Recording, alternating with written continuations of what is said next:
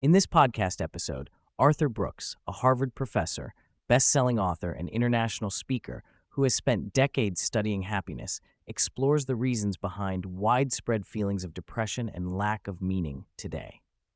He delves into the neuroscience of how our brains process different types of problems, the impact of technology on our mental health, the pursuit of meaning, relationships, faith, and the importance of love and service.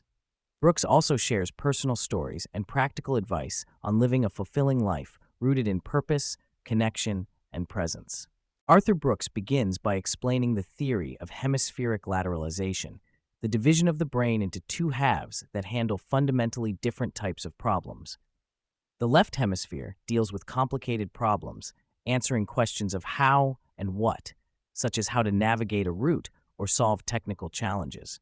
The right hemisphere, in contrast, grapples with complex dilemmas, those unresolvable questions linked to meaning, purpose, and why, like why we love or what the meaning of life is. Brooks argues that mental health issues like depression stem from an avoidance of the right brain's deeper questions. Modern culture and technology encourage us to stay busy with left brain tasks, focusing on hustle, grind, and online presence, which leads to a loss of connection with the meaningful, right brain pursuits. This cultural trend leaves individuals disconnected from their deeper sense of purpose. Brooks uses the metaphor of living in the matrix to describe how technology creates a simulation of ordinary life, trapping people on the left hemisphere's endless cycle of distractions.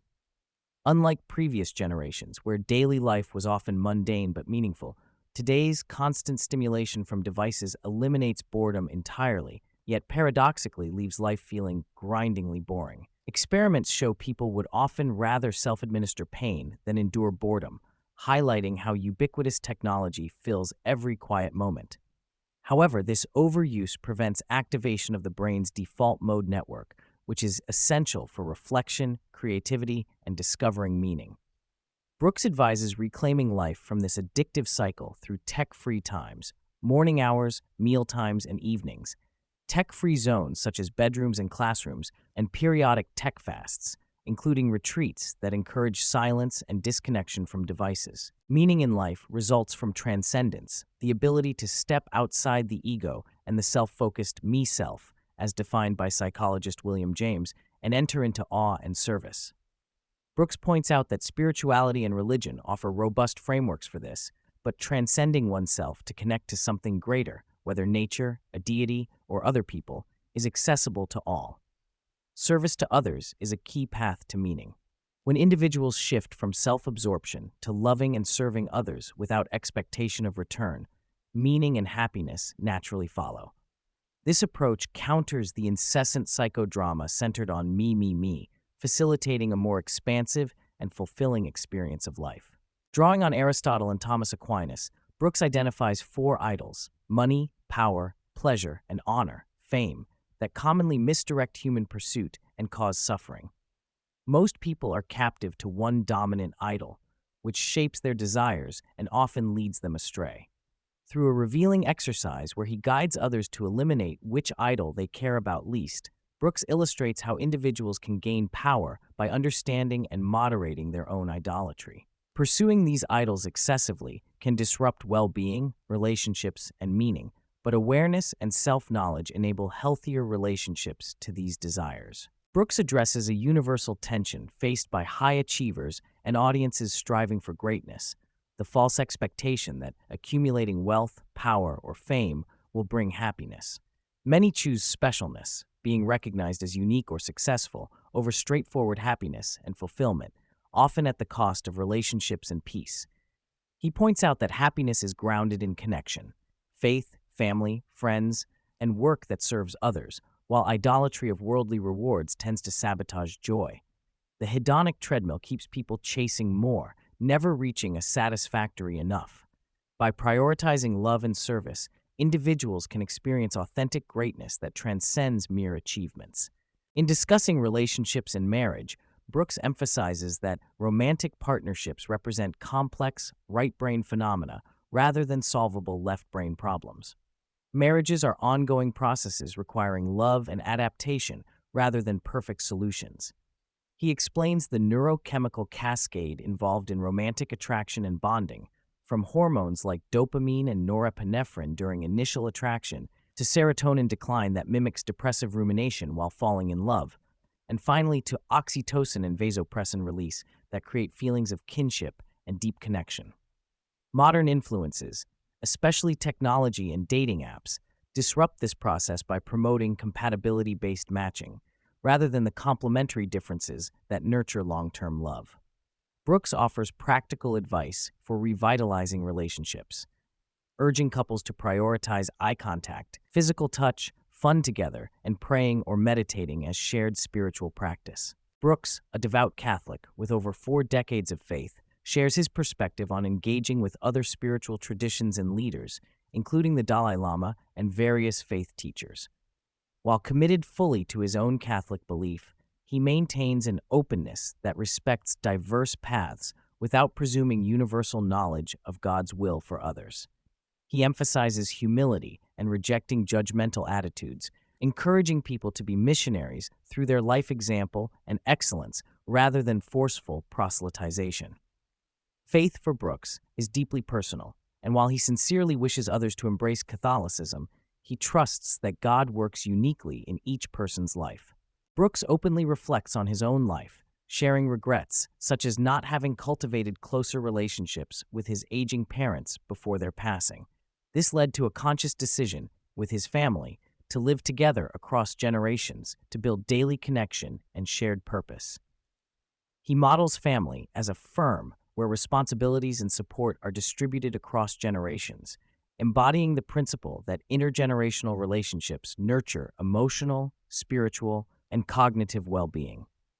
Brooks highlights the importance of quality and quantity in time spent with loved ones, advocating presence and engagement as central. Drawing on the writings of C.S. Lewis and behavioral science, Brooks stresses the critical importance of being fully present in the moment with the people who matter. Love can only be experienced in the present, not in future plans or past regrets. He warns against the ambition-driven trap of spending life absorbed in future goals at the expense of current relationships.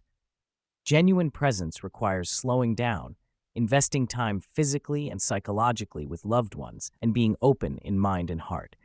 This presence is the foundation of experiencing deeper meaning and love. Brooks distills his philosophy into 3 core truths. Life has meaning and purpose designed by God. The world operates with coherence and purpose waiting to be discovered, and happiness is ultimately love. Loving and being loved is the true destiny and the central task of human life.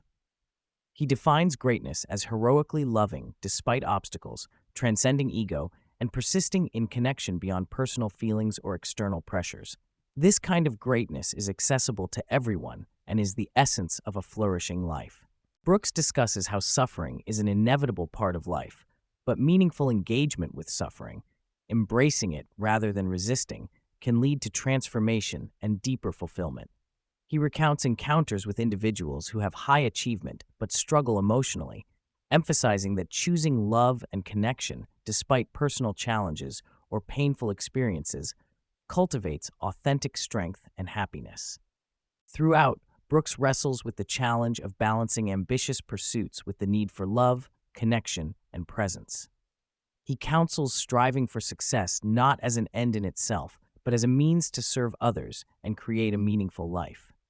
He acknowledges his own struggles with anxiety, success addiction, and the tension between public achievement and private fulfillment. His ongoing journey is to live in alignment with his highest values by prioritizing love without abandoning his talents and ambitions. A recurring theme is the call to moderate and consciously manage technology to avoid being trapped in superficial, left-brain modes of living.